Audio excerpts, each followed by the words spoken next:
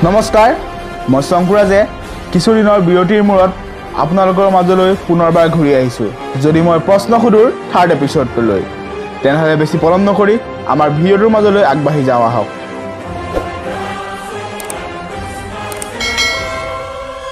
যদি মই প্ৰশ্ন সুধুৰ আজিৰ প্ৰথমটো প্ৰশ্ন হৈছে পৃথিৱীৰ আটাইতকৈ পুৰণি ভাষাটো কি আৰু ইয়াৰ অপচনসমূহ হৈছে অপচন এ হিন্দী অপচন বি ইংৰাজী অপচন সি সংস্কৃত অপচন ডি তামিল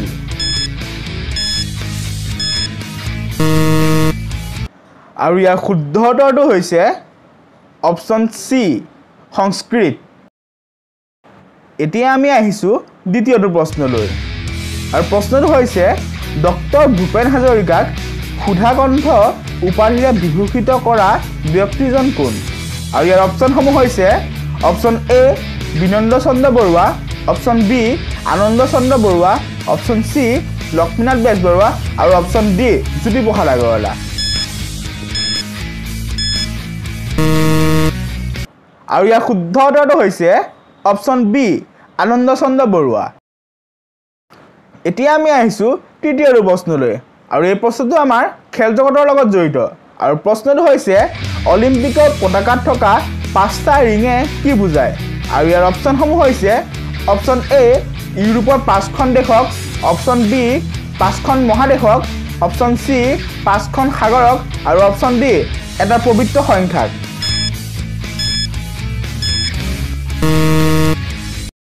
আৰু ইয়াৰ শুদ্ধ উত্তৰটো হৈছে অপচন বি পাঁচখন মহাদেশক এতিয়া আমি আহিছো চতুৰ্থটো প্ৰশ্নলৈ আৰু প্ৰশ্নটো হৈছে অসমৰ মানচেষ্টাৰ বুলি কোনখন ঠাইক জনা যায় আৰু ইয়াৰ অপচনসমূহ হৈছে option A Diphu option B Numaligarh option C Sualkuchi আৰু অপচন ডি জাগিৰোড আৰু ইয়াৰ শুদ্ধ উত্তৰটো হৈছে অপচন সি শুৱালকুছি আৰু এতিয়া আমি আহিছো পঞ্চমটো প্ৰশ্নলৈ আৰু প্ৰশ্নটো হৈছে পৃথিৱীৰ কোন ঠাইৰ পৰা বেলি মাৰ যোৱা দুবাৰকৈ দেখা পোৱা যায় আৰু ইয়াৰ অপচনসমূহ হৈছে option A Norway option B Japan option C চীন আৰু অপচন ডি বুৰ্জ খালিফা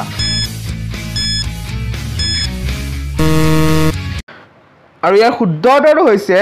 অপচন ডি বুৰ্জ খালিফা এতিয়া আমি আহিছো ষষ্ঠটো প্ৰশ্নলৈ আৰু এই প্ৰশ্নটো হৈছে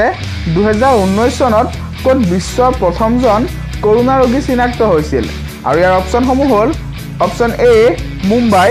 option B Wuhan option C Tokyo' আৰু অপচন ডি ডুবাই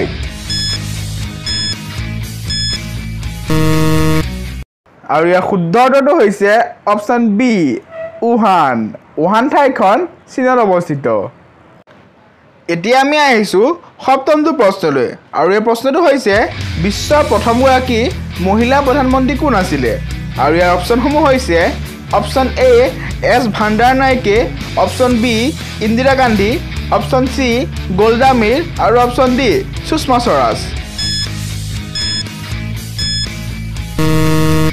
আৰু ইয়াৰ শুদ্ধ উত্তৰটো হৈছে অপচন এ এছ ভাণ্ডাৰ নাইকে আছিল শ্ৰীলংকাৰ এগৰাকী প্ৰথম মহিলা প্ৰধানমন্ত্ৰী এতিয়া আমি আহিছো অষ্টমটো প্ৰশ্নলৈ আৰু এই প্ৰশ্নটো চিনেমা জগতৰ লগত জড়িত আৰু প্ৰশ্নটো হৈছে হিন্দী চিনেমাৰ প্ৰখ্যাত অভিনেতা ৰজনীকান্তৰ আচল নামটো কি আছিলে আৰু ইয়াৰ শুদ্ধ উত্তৰটো হৈছে শিৱাজী ৰাও গায়কৱাড এতিয়া আমি আহিছো নৱমটো প্ৰশ্নলৈ এই প্ৰশ্নটো এটা বিখ্যাত গীতৰ লগত জড়িত প্ৰশ্নটোলৈ যোৱাৰ আগতে সেই গীতটোৰ কিছু অংশ আপোনালোকক শুনাই লৈছো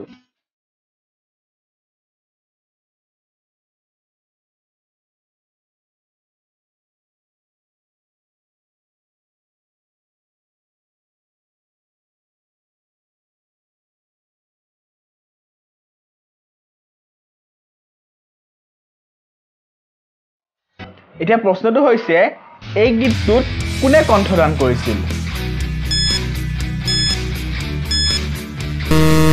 আৰু ইয়াৰ উত্তৰটো হৈছে ডক্টৰ ভূপেন হাজৰিকাদেৱে এই গীতটোত কণ্ঠদান কৰিছিল। এতিয়া আমি আহিছোঁ দশম তথা অন্তিমটো প্ৰশ্নলৈ আৰু এই প্ৰশ্নটোৰ উত্তৰ মই নিদিওঁ, আপোনালোকে নিজেই কমেণ্ট কৰি জনাব লাগিব। যিদৰে আগৰ প্ৰশ্নটোৰ উত্তৰ আপোনালোকে সকলোৱে কমেণ্ট কৰি জনাইছিলে, এই প্ৰশ্নটোৰ উত্তৰো আপোনালোকে সকলোৱে জনাব বুলি আশা থাকিলে। আৰু এই প্ৰশ্নটো হৈছে, এনেকুৱা কি বস্তু আছে য'ত মানুহ আছে মাত নাই, ঘৰ আছে দুৱাৰ নাই? আৰু এই প্ৰশ্নটোৰ উত্তৰ আপোনালোকে কমেণ্ট কৰি জনাব বুলি আশা থাকিলে। আৰু আজিলৈ ইমানতে সামৰিছোঁ। যদি মই প্ৰশ্ন সোধোঁ থাৰ্ড এপিছ'ডটো, যদি ভিডিঅ'টো আপোনালোকে চাই ভাল পালে লাইক, কমেণ্ট এণ্ড শ্বেয়াৰ কৰিব।